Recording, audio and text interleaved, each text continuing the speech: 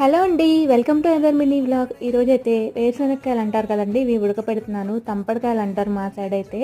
అవి just half KG వచ్చేసి 50 rupees అంట.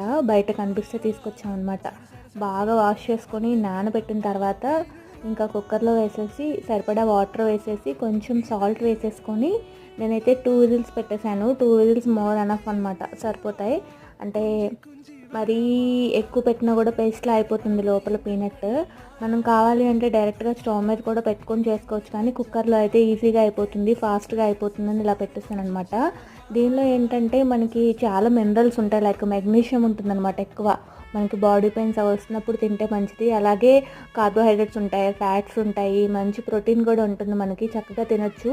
ఎక్సెప్ట్ థైరాయిడ్ వాళ్ళు మినహాయించి మిగతా ఎవరైనా కూడా హ్యాపీగా వీటిని ఎంజాయ్ చేయొచ్చు. థైరాయిడ్ వాళ్ళు కూడా మోడరేట్గా తినొచ్చు అనుకోండి, బట్ ఎక్కువ తింటే మాత్రం గ్యాస్ ఫామ్ అయిపోతుంది. మీకు నచ్చుతాయా?